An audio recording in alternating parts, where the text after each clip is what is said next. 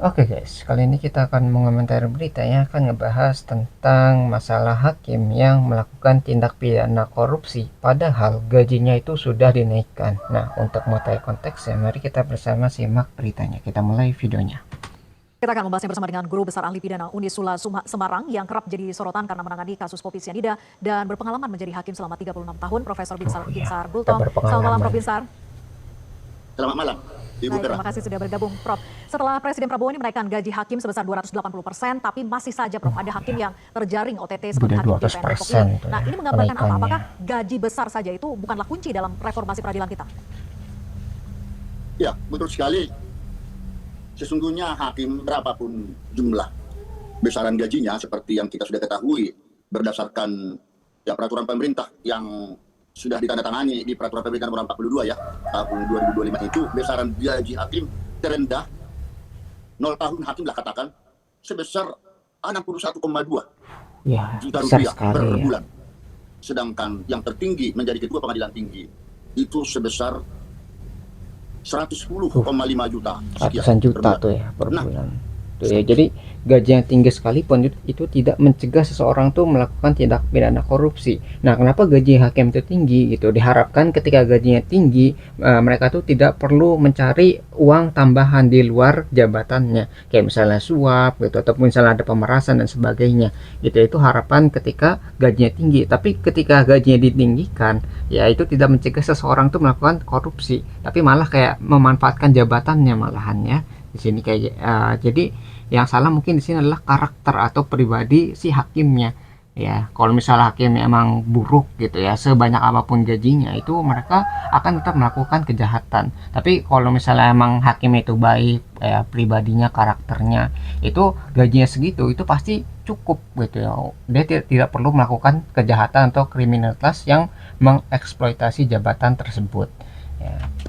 waktu di beberapa bulan yang lewat di berbagai TV nasional sudah sempat menyampaikan hal ini terkait mengapresiasi kenaikan gaji 280% ini. Tapi saya katakan sekarang juga ya, seberapapun besarnya gaji hakim dinaikkan oleh pemerintah tanpa ada satu panggilan jiwa, Itu ya. ya panggilan hati nurani dan tanpa ada integritas, ya moral yang tinggi, itu semua kenaikan gaji itu akan sia-sia belaka. Nah, iya kan. Ya, bukankah dulu kita tahu waktu kejadian Ketua Pengadilan Negeri Jakarta Selatan ya 60 miliar terima suap. Ini sekarang di Pengadilan Negeri Depok sekitar 850 juta rupiah. Jadi di sini pengawasan eksekusi rupanya menjadi tolak ukur juga ini. Ya, selama ini kita jarang atau pimpinan lembaga seperti Komisi Yudisial maupun Badan Pengawasan Mahkamah Agung agak jarang sepertinya meninjau kepada pelaksanaan eksekusi. Bukankah pelaksanaan eksekusi ini menjadi mahkota dari suatu putusan pengadilan? Katakan setelah seseorang itu menang di pengadilan negeri, pengadilan tinggi, di pengadilan kasasi Mahkamah Agung hingga PK Inkrah Van Dewesde, itu dilakukanlah permohonan eksekusi. Tetapi ketua pengadilan negeri yang menjadi ujung tombak penanggung jawab daripada eksekusi itu, ya sering memberikan sesuatu hal yang sifatnya berprosedural, yang berbelit-belit, yang sesungguhnya tinggal kalau sudah memenuhi persyaratan, apa sih salahnya dipercepat itu penyelesaiannya. Ini urusan keamanan lah dan seterusnya lah. Nah, ini. Jadi saya pun sangat prihatin, bahkan sangat kecewa dalam hal ini. Ya, begitu perhatiannya Bapak Presiden Prabowo meningkatkan kesejahteraan hakim karena tugas berat daripada hakim itu memang di dalam memutus perkara di tangan hakim lah, ya masa depan atau nasib daripada para pencari keadilan itu sendiri. Pertanyaan selanjutnya, Mbak. Jadi kayak hakim tuh posisi yang banyak godaannya gitu. Kalau misalnya mereka itu tidak kuat imannya, tidak kuat pendiriannya, itu pasti akan goyang di sana. Karena ada orang-orang yang berkuasa, memiliki uang banyak, mungkin memiliki pengaruh, itu mungkin bisa membayar hakim tersebut. Nah, kalau misalnya si hakim itu nggak bisa menolak, ya pasti akan terjun dan tercebur dalam air yang kotor. Ya, jadi akan masuk ke dalam sistem yang salah gitu ya. Jadi bisa dikendalikan tuh keputusannya. Yang harusnya orang dapat keadilan tapi gara-gara disuap atau mungkin gara-gara dibayar, ya keputusannya itu jadi tidak adil. Jadi kasihan orang yang tidak mampu atau tidak memiliki kekuasaan untuk mempengaruhi keputusan tadi. Yang hakim harusnya jujur ya, tidak melihat siapa ini orangnya, siapa yang membayar dan sebagainya, tapi melihat dari kasusnya, tapi gara-gara ada bayaran tadi, gara-gara ada uangnya, jadi bias gitu ya. Jadi nggak benar-benar adil keputusannya. Itu yang menjadi masalah apa ya, keadilan di Indonesia. Kalau misalnya tidak ditegakkan, maka nggak ada keadilan yang merata. Jadi nggak sama tuh kedudukan orang yang biasa sama orang yang berkuasa. Ya, boleh sampai situ dulu, Prof. Jadi bahwa walaupun kasus ini sudah inkrah, mengapa harus ada pelicin lagi untuk menetapkan eksekusi lahannya? Nah, itulah seharusnya nggak perlu pelicin. Yang perlu di situ ada biaya skum yang resmi. Saya juga pernah mengalami hal seperti ini di salah satu, yang nggak perlu saya sebutlah di pengadilan, tapi wilayah Jawa Barat juga. Itu dipersulit-sulit sampai sekarang juga belum dilaksanakan. Tapi ujung-ujungnya adalah untuk mendapatkan itu. Untuk apa ada biaya keamanan? Kecuali kalau ini adalah kerusuhan ya. Dan kerusuhan itu sangat membawa suatu pro, kontra. Kalau tidak ada ngapain itu menjadi alasan keamanan. Itu tanggung jawab daripada ketua pengadilan untuk segera melaksanakan eksekusi tidak berlarut-larut. Termasuk biaya-biaya konsinyasi, Mbak Vera, di pengadilan itu. Itu sangat rawan terjadi permainan-permainan. Nah, jadi kembali. Iya, juga kayak biaya-biaya tambahan tadi itu ya, kayak misalnya biaya keamanan tuh, biaya pelicin, biaya untuk mempercepat proses gitu kan. Jadi banyak celah di sana gitu. Celah-celah inilah yang harus ditutup sehingga tidak memperbesar kemungkinan korupsi. Misalnya dari celah-celah tadi mungkin lewat apa digital gitu kan. Kalau digital kan kelacak tuh. Kalau misalnya ada tiba-tiba ada biaya tambahan, nah itu kan bisa langsung ketangkep gitu korupsinya. Kalau misalnya lewat apa yang jalan yang nggak resmi itu akan lebih sulit. Misalnya lewat omongan saja, perjanjian lewat lisan itu kan lebih sulit gitu ya untuk dilacak. Nah kayak gitu, kayak dibatasi gitu ya supaya aktivitas-aktivitas ilegal itu tidak bisa dilakukan oleh oknum-oknum tadi, misalnya dari hakimnya atau dari orang yang mengurus masalah tersebut. Mendengar pengawasan ini, kalau saya melihat ya, untuk mencegah terjadinya peristiwa-peristiwa seperti ini, kita tidak mencari lagi siapa yang salah dan segala macam. Ini sistem harus kita perbaharui, perbaiki dan perketat. Setelah kenaikan gaji hakim ini, jika sudah terbukti kesalahan hakim itu, minimal 2 alat bukti seperti yang sudah ditindaklanjuti oleh KPK, ya saya minta ini hakim terkait itu harus dipecat, ya, harus dipecat secara tidak hormat. Ya tentu segera hakimnya diproses secara hukum, bukan kita membabi buta ya. Nah, dengan besaran kenaikan gaji seperti sekarang ini sangat fantastis. Menurut saya maka di pengadilan itu sudah saatnya dibuat satu hakim ad hoc khusus mengadili hakim-hakim nakal. Nah, khusus ya, jadi beda tuh ya, apa ya, hukumannya beda sama orang biasa karena ini orang yang mengawasi atau yang mengadili. Kalau yang orang yang mengadili itu tidak adil, maka hukumannya pasti harus lebih berat gitu ya. Jadi kayak orang yang ngawasin tapi bukannya mereka mengawasin dengan benar ya, tapi malah memanfaatkan pengawasan tersebut untuk keuntungan dirinya. Ya harusnya ada apa hukum tersendiri nih bagi pengawas yang melakukan kejahatan, dan itu hukumannya harus lebih berat gitu. Misalnya kayak polisi gitu ya, dia bukannya mengayomi masyarakat tapi malah menyalahgunakan jabatannya, itu pasti hukumannya harus lebih berat gitu. Atau dari TNI gitu yang melakukan desersi dan sebagainya, itu pasti ada hukuman tambahannya yang berbeda dengan hukum orang sipil gitu ya, pasti harus lebih berat gitu karena orang itu memiliki tanggung jawab, dan tanggung jawab itu tuh kalau misalnya diingkari itu akan menciderai kepercayaan publik kepada para hakim ya, dan jabatannya harus dicopot juga karena sudah terbukti mereka itu tidak mampu dipercaya dan tidak memiliki integritas untuk mempertahankan jabatannya. Nah, kalau ada hukumannya lebih maksimal ketimbang putusan-putusan yang seperti biasanya biasa-biasa saja. Dan peranan Komisi Yudisial di sini untuk menjaga ya, mencegah keluhuran daripada martabat wibawa hakim itu.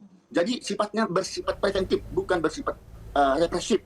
Itu harus senantiasa diberdayakan, terjun ke lapangan setiap saat untuk memantau persidangan di seluruh Indonesia, terutama di kota-kota besar atau yang rawan perkara-perkara yang menarik perhatian di satu pengadilan.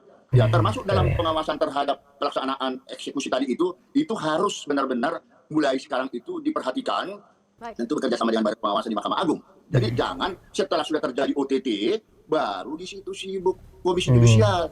Ya kalau sudah terjadi penangkapan, sudah terjadi peristiwa pidana, sudah otomatis lah pelanggaran kode etiknya sudah terjadi di sana. Jangan perlu lagi sidang. Adanya hakim ad hoc dan juga pengawasan yang harus diperketat gitu ya sebagai upaya preventif di sana dan menutup celah. Tapi bagaimana sih sebetulnya suap di PN Depok ini kan dilakukan lewat perantara juga, Prof. Yakni ada jurusita gitu ya. Apakah modus suap seperti ini memang lazim dan umum terjadi di pengadilan, dan godaan-godaan itu memang sulit ya bagi hakim itu untuk menolak gitu? Ya, jurusita ini memang karena dia lah di lapangan. Dia bisa menentukan seolah-olah seperti ini nanti biayanya. Ya, jadi akhirnya orang yang tidak sanggup membayar, dia akan mikir 2 kali lipat. Selama dia di persidangan pengadilan tingkat pertama banding kasasi PK, mungkin dia sudah menghabiskan banyak waktu dan biaya ya. Setelah putus menang, terjadi lagi permintaan-permintaan tertentu. Nah ini memang sangat mahal biaya orang yang menang di perkara itu. Bagaimana kalau orang yang tidak sanggup lagi seperti yang baru-baru ini ada saya tahu, pensiunan. Dia sudah, ya waktunya dipanggil Tuhan mungkin. Masih tetap diminta sampai sekarang belum juga dilaksanakan eksekusi itu. Kalau boleh saya katakan di pengadilan negeri Bekasi. Nah hal-hal yang seperti ini sebenarnya itu perlu. Bagaimana untuk menindaklanjuti ini. Makanya kalau setiap ada di pengadilan itu pasti ada eksekusi. Pasti ada konsinyasi titipan pihak ketiga uang. Ini yang harus diperhatikan oleh pihak-pihak yang berwenang dalam hal itu. Ya, kemudian emang gitu ya, pengadilan emang sangat sulit prosesnya gitu. Jadi pengadilan tuh butuh uang, butuh biaya gitu ya, prosesnya lama itu ya. Ditambah lagi sama tadi ada oknum-oknum nakal yang memanfaatkan proses tadi ya udah berat gitu ya. Orang untuk ke pengadilan itu makin sulit lagi gitu ya setelah pengadilan selesai. Misal masalah eksekusinya tadi kan, atau misal ada biaya-biaya tambahan, masalah proses, masalah pengamanan dan sebagainya. Itu yang membuat orang tuh ketika ada masalah itu pasti males banget membawa masalah tersebut ke pengadilan, padahal pengadilan tuh harusnya tempat dimana keadilan tuh bisa ditegakkan, tapi gara-gara wah biayanya besar, banyak oknum yang bermain, jadi orang takut. Kayak misalnya ini ya ada ya pencuri masalah ayam gitu ya, mereka bawa ke pengadilan harus nyiapin biaya sebesar kambing gitu, atau misalnya masalah kambing nanti mereka harus bayar sebesar sapi gitu ya untuk biaya pengadilannya. Makanya orang punya persepsi seperti itu, kayak wah daripada nyelesain di pengadilan minta damai aja atau sebagainya gitu. Jadi hukum tuh bisa dibelokkan gara-gara proses yang terlalu ribet atau terlalu sulit untuk orang normal itu untuk melalui proses tersebut, yang harus dapat keadilan tapi tidak mendapat keadilan gara-gara proses yang sangat sulit juga ya. Jadi itu harus diperbaiki sistemnya supaya orang yang biasa sekalipun itu bisa mendapatkan keadilan ketika mendapatkan masalah, ada misalnya persengketaan atau masalah yang lainnya lah, supaya ya adil gitu, bisa diputuskan secara adil. di sini juga kan ada, kita kalau memperhatikan daripada surat edaran Mahkamah Agung, saya bukan mengada-ada ya, surat edaran Mahkamah Agung nomor 8 tahun 2016 itu. Ada di sana pengawasan dan pembinaan berjenjang. Apabila hakimnya tertangkap tangan, yang bertanggung jawab adalah ketua dan wakil ketua pengadilannya. Sebaliknya apabila wakil dan ketua pengadilannya tertangkap tangan seperti ini, ketua pengadilan tinggi atau wakilnya bertanggung jawab, diminta pertanggungjawaban dalam hal ini. Karena ini bagaimanapun sesuai peraturan pemerintah nomor 94 tahun 2021, ya, hukuman disiplin bagi PNS yang tidak mentaati kewajiban tersebut harus ditindaklanjuti. Dan ini memperhatikan lagi kembali maklumat Ketua Mahkamah Agung nomor 1 tahun 2017, saya ingat sekali ini Pak Profesor Hatta Ali dulu ya, itu mengatakan begini, ada pengawasan melekat. Pimpinan MA dan badan peradilan di bawahnya itu wajib melakukan pengawasan dan pembinaan secara berkala. Tuh ya, dan tugasnya. Ini apakah sudah dilakukan selama ini atau tidak? Ini lagi-lagi gaji hakim baru dinaikkan, baru pembayaran bulan Februari ini. Dan berlaku bulan Januari. Berarti rapel dia. Hebatnya gajinya dia itu tadi. Tapi masih coba diterobohan terjadi seperti ini. Kemudian pencegahan penyimpangan, fokus pada pencegahan perilaku yang merendahkan wibawa kehormatan dan martabat hakim. Ini harus diambil sikap tegas. Kemudian sanksi tegas, MA akan memberhentikan pimpinan yang gagal melakukan pengawasan pembinaan dan tidak memberikan bantuan hukum kepada hakim aparatur yang melanggar itu di persidangan. Tidak boleh. Seperti ini nanti mereka ini tidak perlu didampingi oleh penasihat hukum. Ada IKHI, Ikatan Hakim Indonesia. Biasanya disediakan bantuan hukum. Tak perlu. Ini harus dilibas memang mereka ini. Mencoreng muka dunia peradilan. Bahkan saya tahu ini sekarang, mohon maaf, izin yang mulia, Ketua Mahkamah Agung. Tercoreng ini. Lagi-lagi sekarang ini sedang dibuat zona integritas. Di setiap pengadilan. Di pengadilan Depok pun saya lihat terpampang. Itu hanya semboyan. Karena itulah, ya, di dalam rekrutmen calon hakim ke depan, sudahlah, buatlah penjaringan yang betul-betul berdasarkan panggilan hati jiwa, walaupun sedikit, tidak apa-apa. Ya, dan jadi kayak jabatan kayak yang tadi ya, itu sangat-sangat prestigius lah. Jadi memiliki nilai di sana jabatannya, kayak misalnya hakim, itu kayak dokter. Ya, kalau misalnya mereka melakukan praktek yang nggak sesuai, itu mereka bisa dicopot gelarnya gara-gara ya tidak kompeten di sana. Gitu. Jadi udah mencoreng namanya dan menjelekkan secara keseluruhan. Jadi orang ini beranggapan nih, wah hakim mah pekerjaan yang berhubungan dengan uang-uang tadi, banyak godaannya, atau pekerjaan yang jadinya rendahan gitu kan.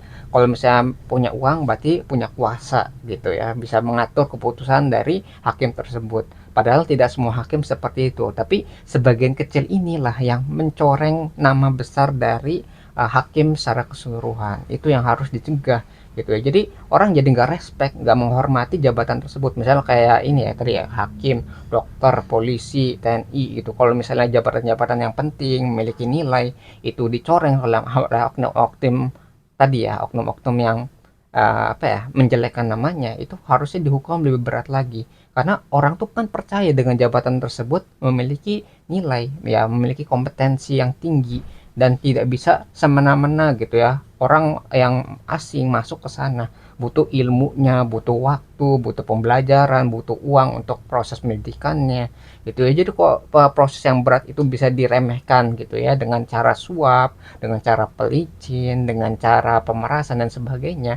Itu jabatan tersebut atau misal posisi tersebut itu ya, atau enggak pekerjaannya itu kayak dianggap memiliki nilai sama masyarakat jadinya kan gitu ya. Jadi mencoreng citra itu harus ada hukumannya sendiri. Kayak kita mencemarkan nama baik seorang saja itu sangat berbahaya. Ini mencoreng nama profesi gitu ya, yang memiliki nilai atau memiliki kedudukan yang cukup tinggi di mata masyarakat. Yang cukup tinggi. Saya kalau mau saya katakan bukan saya sok pejabat pesona ya. Waktu saya mengadili kasus pelanggaran HAM berat Tanjung Priok dulu, tahun 2003, 2004, bukan tidak banyak godaan, sangat luar biasa. Tetapi bagaimana saya bisa menahan itu? Saya bukan tidak mau duit, dan jabatan waktu itu ditawarkan kepada saya yang lebih tinggi, ya seperti sekarang ini jabatan saya. Tapi gatal kulit saya. Ya, tidak bisa tidur mendengar rayuan Pulau Kelapanya itu. Kalau itu saya minta, saya dapatkan, saya bebaskanlah semua itu. Perkara itu yang seharusnya tidak pantas dibebaskan. Bukan tidak boleh dibebaskan atau dikonslahkan, ya, dipersprakan. Tetapi jangan karena sesuatu suap. Loh, kalau saya tahu akhirnya lewat meninggal dunia, untuk apa semua itu? Harta benda yang bergelimpangan tadi, toh ditinggalkan. Ya. Kembali pada adalah gitu ya, Prof. Binsar. Dan tentunya ini semoga bisa menjadi momentum bersih-bersih hakim yang ada di peradilan di Indonesia. Bersih-bersih. Baik, terima kasih sekarang Prof. Binsar. reformasi secara radikal terhadap dunia peradilan, yang bukan hanya reformasi terhadap Polri, terhadap kejaksaan, pengadilan pun tidak asal ngomong, harus ke atas sesuai perbuatan. Sekarang ini banyak lip service, harus berani menindak tegas. Seperti yang pernah dibilang oleh Ketua Mahkamah Agung dulu dalam rapatnya, 100.000 rupiah saja hakim berbuat tindak tegas. Selidiki Kita semua nantikan bagaimana harta. reformasi peradilan kita, Prof. Semoga momentum bersih-bersih ini memang benar-benar akan dilaksanakan. Terima kasih Prof. Binsar sudah bergabung bersama kami. Selamat malam. Jadi kayak nggak ada celah lagi lah buat para hakim ini tuh mengambil kesempatan dalam jabatannya. Karena tuh kalau sekecil apapun celah tadi, kalau misalnya diberikan, itu mereka akan memanfaatkannya dan memperkaya dirinya sendiri. Dan ketika ya tujuannya bukan untuk mencari keadilan tapi untuk mencari kekayaan, maka keputusannya itu akan berpengaruh atau beratnya itu ke orang yang memiliki kekuasaan atau memiliki uang. Ya kalau misalnya kayak gitu, buat apa adanya hakim kalau misalnya keputusannya bisa disetir, bisa diatur sama orang yang berkuasa atau memiliki uang gitu ya. Jadi kasihan orang-orang yang punya jabatan atau memiliki kekuasaan, nggak punya uang untuk melawan hal tersebut gitu ya. Jadi benar keadilan tuh harus benar ditegakkan dan tidak dicemari dengan hal-hal seperti itu ya. Mudah-mudahan bisa dibersihkan lah secara keseluruhan, nggak cuma di masalah ini tapi di seluruh Indonesia, supaya semua orang tuh bisa mendapatkan keadilan yang layak mereka dapatkan. Nah mungkin itu yang bisa kita pelajari dari masalah ini ya. Jadi hakim yang harusnya adil tapi malah tidak adil dalam pelaksanaannya. Nah mungkin itu yang bisa kita pelajari. Kalau kalian tertarik dengan sumber beritanya, link sudah saya cantumkan di deskripsi video. Mungkin sekian yang bisa saya sampaikan. Semoga video bisa bermanfaat. Kurang lebih mohon maaf. Kita ketemu lagi di pembahasan selanjutnya, insya Allah.